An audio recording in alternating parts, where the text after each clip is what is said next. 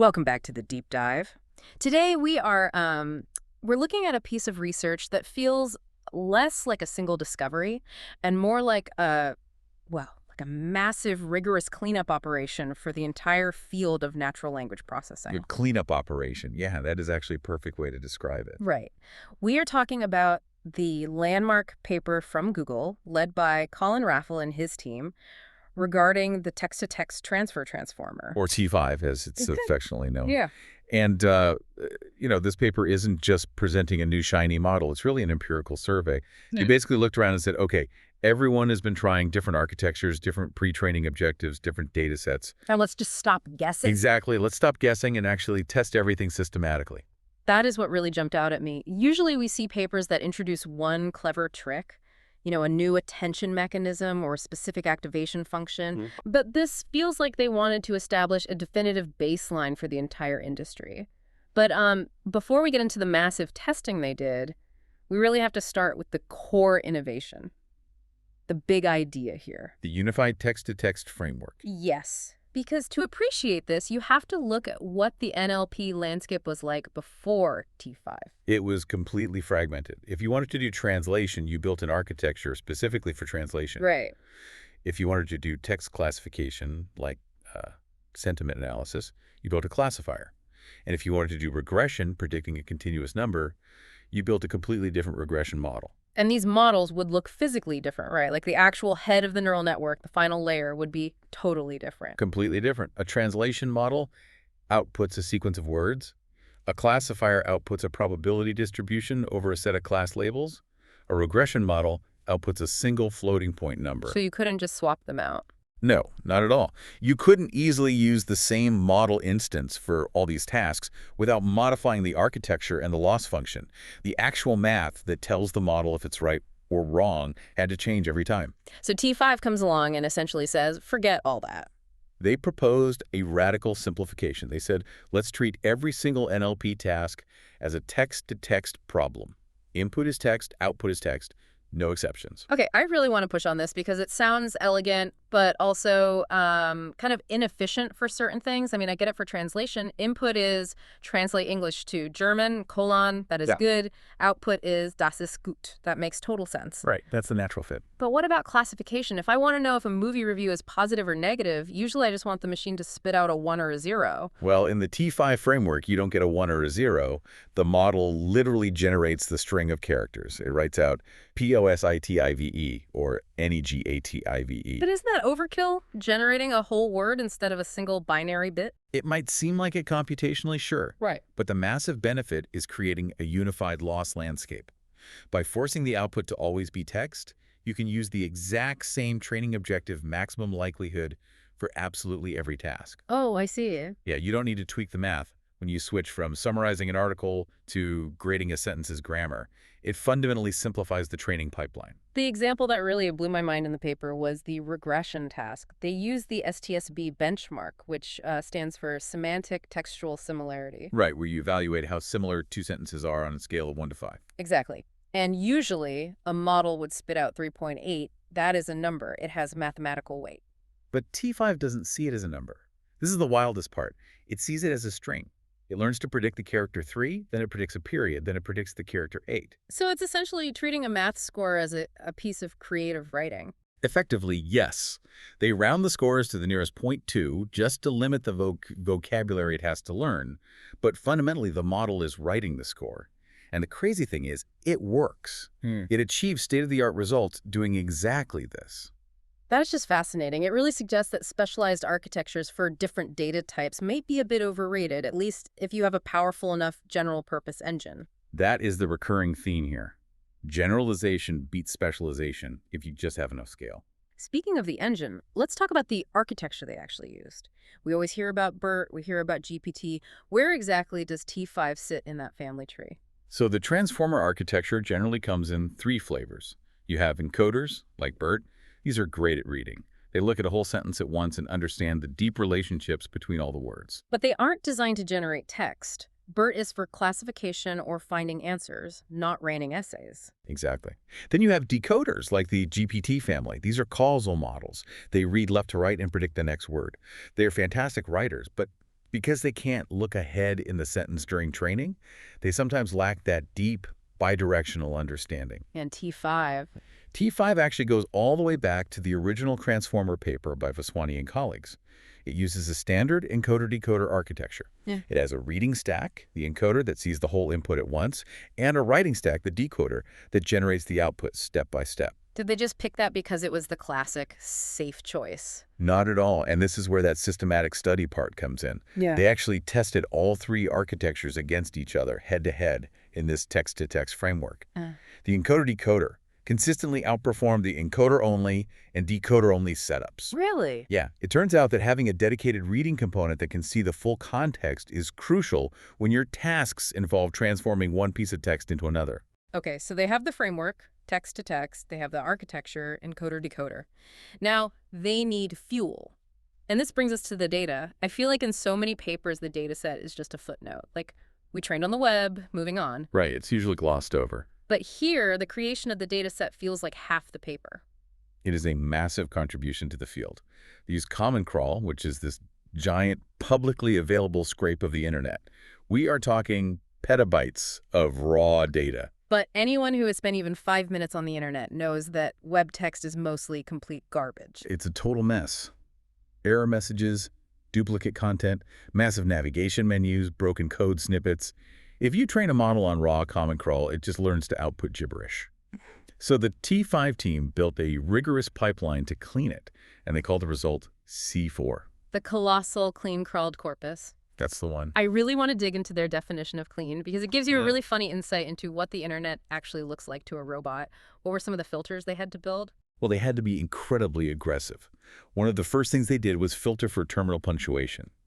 They simply discarded any line of text that didn't end in a period, an exclamation point, or a question mark. That sounds incredibly strict. I mean, that would kill every headline, every list item, every menu bar on a website. It absolutely does. Yeah. But it also kills truncated sentences and random noise. They decided to prioritize complete thoughts over just having more data. And they threw out any page that had fewer than 3 sentences. And then there were the specific content filters. I actually laughed out loud when I saw the JavaScript filter in the paper. Oh, that is a classic NLP problem. They removed any line containing the word JavaScript. Because of the phrase, please enable JavaScript to view this site. Precisely. That phrase appears on millions, maybe billions of pages. If you don't filter it out, the model starts to think that please enable JavaScript is a fundamental, profound part of human language. They also had a lorem ipsum filter to remove placeholder text and a code filter. They removed any page containing a curly bracket to avoid training the language model on source code. And they had a naughty filter too, right? They did. They used a standard list of dirty, naughty, obscene, or otherwise bad words. If a page contained any word from that list, they just tossed the entire page. That feels like a really blunt instrument. Context matters. That is a very blunt instrument, and the authors acknowledge that. It surely removed some very useful medical or sociological text. Yeah. But when you are dealing with 750 gigabytes of text, you can't manually review it. You just have to rely on heuristics. 750 gigabytes of pure, cleaned text. That is hard to even wrap your head around. That is not images or video. That is just words. It was orders of magnitude larger than what BERT or the original GPT was trained on. And critically, it was deduplicated. They discarded all but one of any 3-sentence span that occurred more than once. Why is that so important? Because it prevents the model from just memorizing viral copy-paste text or standard copyright disclaimers. It forces the model to actually learn language, not just repeat memes. Okay, so the stage is entirely set. They have the text-to-text framework, the encoder-to-decoder model, and the massively clean C4 dataset. Now begins the bake-off. The fun part. The paper describes this massive series of experiments where they change just one variable at a time to see what actually drives performance. Let's talk about the pre-training objective. Basically, how does the model actually teach itself before it specializes? So the industry had 2 main approaches at the time. First, you have language modeling, which is predicting the next word, like how GPT does it. And second, you have denoising, or mapped language modeling, which is essentially filling in the blanks, which is how BERT does it. And T5 went with which one? They found denoising worked much better. The BERT-style objectives worked significantly better for the specific architecture, but they added a crucial twist. BERT usually masks single, isolated words. T5 masks entire spans of text. Why does that distinction matter? Why is hiding a span better than hiding a single word? Think about the difficulty of the task. If I say to you, the white blank, you can easily guess house. It's a local correlation. You don't need to understand the rest of the paragraph at all. Right. But if I mask a span, and the input is the blank located in Washington, D.C., and the target output it needs to guess is White House is, the model has to reconstruct a much larger chunk of meaning. It forces the model to rely on the broad context and less on simple adjacent word association. So it effectively makes the test harder, meaning the student has to study deeper. That is a great analogy. The paper gave a great example. Input is, thank you blank me to your party blank week. And the target the model has to generate is blank for inviting blank last blank. Oh, so the output is literally just the missing pieces separated by those special blank tokens? Exactly. And they tested different corruption rates, 10%, 15%, 25%, up to 50%. They found that a corruption rate of 50% was the absolute sweet spot. Hiding 15% of the text gave the best downstream performance. Fascinating. Now, what about the overall training strategy? Because there is always this ongoing debate. Do you pre-train on the big generic data set first and then fine-tune on your specific task? Or do you try to learn everything at once with multitask learning? The standard wisdom, which Bert really established, was pre-train, then fine-tune. It is like going to medical school to get general knowledge and then doing a residency to specialize. Did T5 challenge that? They certainly tried to. They ran experiments where they mixed the supervised tasks, like the translation and summarization benchmarks, right into the pre-training mix. They called it multitask pre-training. And what happened? It didn't beat the standard approach. Pre-training on strictly unsupervised data from C4, followed by fine-tuning on specific tasks, still won out. Interesting. They did find that you could mix them if you were very careful about the ratios or if you fine-tuned after multitasking. But the massive takeaway was that the unsupervised pre-training phase is totally critical. You really cannot skip the reading the library phase and just go straight to taking tests. Okay, we have to talk about the part of the paper that I think probably scares some researchers and excites others. The scaling section. They pose this brilliant hypothetical question. You were just given 4x more compute. How should you use it? Yes, this is where the paper heavily connects to what AI researcher Rich Sutton calls the bitter lesson. They basically laid out 4 options. 1, train for 4 times more steps. 2, use a 4 times bigger batch size. 3, make the model itself 4 times bigger. Or 4, train 4 separate models and ensemble them. Ensembling is just having them all guess and averaging the answers, right? Exactly, a wisdom of the crowds approach. So who won the battle of the 4x compute? Well, everything helped a little bit. Increasing steps and batch size gave a bump, but the most efficient use of that extra computational power was making the model bigger.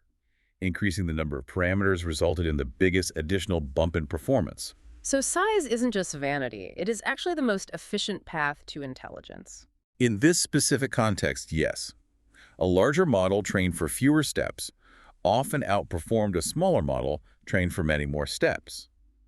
This heavily suggests that the sheer capacity of the model to store and process information is the primary bottleneck. Though ensembling 4 models was also huge, right? Oh, totally. Ensembling provided a massive boost that was completely orthogonal to the other methods, but you still have to train 4 models. Which leads us to the behemoth, the monster model, T511B. The 11 billion parameter model. Just for context, the base model they used for all those bake-off experiments had about 220 million parameters. So for the grand finale, they scaled it up by a factor of 50. And they combined all their best findings, the span corruption, the C4 dataset, and they trained this monster on 1 trillion tokens of text. And the results were completely undeniable. It achieved state-of-the-art on 18 out of the 24 benchmarks they tested. And we are not talking about marginal decimal point gains here. Right, like on SuperGLUE. Tell us about SuperGLUE because it crushed it. So the original GLUE benchmark had basically been solved. Machines were beating human baselines. So the community introduced SuperGLUE, which had tasks specifically designed to be incredibly hard for machines. It required nuance, reasoning, and common sense. T511B scored an 88.9. And what is the human baseline for that? The estimated human baseline is 89.8. So it is basically right there. It is nearly matching human performance on a test designed to thwart AI. It is. And on some specific reading comprehension tasks, like multi-RC and record, the model actually exceeded the human benchmark scores, which honestly might suggest the benchmarks are slightly biased toward exact text matching, but it's still an incredible feat. And it beat the previous best on Squad by over a full point. Yes. And on the CNN Daily Mail summarization task, it was generating highly coherent, fluent summaries. There's a great example in the paper where it accurately summarizes a really complex news story about a leopard fighting a porcupine. It captured the exact nuances of who attacked who and what the outcome was. That is terrifying and amazing. But, looking at the scorecard, I noticed it wasn't a completely clean sweep. There were some notable misses. There were. And honestly, the misses tell us almost as much as the wins. The biggest one was translation. T5 did not achieve state-of-the-art on the WMT, English to German, English to French, or English to Romanian tasks. Which is so ironic considering the whole text-to-text framework seems practically custom-built for translation. Why did it stumble there? It all goes back to the fuel, goes back to C4. Remember when we talked about the filters? They specifically filtered for English. They used a language detector tool to keep only English text in the dataset. Ah. So the model basically spent its entire childhood reading only English books and then tried to learn German just for the final exam. Exactly. It didn't have the deep, pre-trained representation of German grammar or vocabulary baked into its parameters. It just proves that even with 11 billion parameters, your data distribution is destiny. You simply cannot fine-tune knowledge that isn't there foundationally. That makes perfect sense. So stepping back and looking at this massive empirical study, what is the big takeaway for someone trying to understand where AI is heading? I think T5 really cemented the transition from architecture engineering to data and scale engineering. For years, researchers spent their time trying to design incredibly clever, complex neural network structures to solve specific problems. T5 showed that a generic, simple architecture, if you just make it huge and feed it perfectly clean data, completely beats those clever designs. It is the bitter lesson again. Stop trying to outsmart the problem and just outcompute it. It is a bit humbling for us humans, honestly. We like to think our clever algorithmic designs matter most, but it shifts the focus. The challenge isn't really how do we design the network anymore, it's how do we gather and clean the data, and how do we efficiently train these massive systems. But there's a serious catch here, right? We are talking about T511B. It is massive. It requires massive computational resources to train and to run. Huge resources. And that raises a massive accessibility question for the field. If the only way to get state-of-the-art AI is to have 11 billion, or nowadays hundreds of billions of parameters, then only a few massive organizations can even play the game. We have conclusively proved that bigger is better, but we really haven't figured out how to make small smart. That has to be the next frontier, how to distill that massive intelligence into something efficient. Because right now, the power is so centralized. Exactly. And it leaves you with a really provocative thought to chew on. You mentioned SuperGLUE, but there was one specific task where it still struggled to match humans, right? The Winograd Schema Challenge. The WOC, yes. A classic common sense test. Sentences like, the trophy doesn't fit in the brown suitcase because it's too big. What is the word it's referred to? The trophy or the suitcase? Right, and humans know instantly it is the trophy. If the sentence was, because it is too small, we know it means the suitcase. But it requires a physical model of the world, knowing that big things don't fit inside small things. T5 struggled to match human performance there. Which really makes you wonder. If a model can achieve near-human reading comprehension scores just by learning to predict a missing span of text, what does understanding actually mean? Does it actually know anything about suitcases and trophies, or is it just the world's highest resolution pattern matcher? That is exactly the philosophical question that keeps researchers up at night. Well, on that existential note, that is the story of T5, the paper that cleaned up the mess of transfer learning and scaled up the future of NLP. Thank you for joining us on this deep dive. We will catch you next time.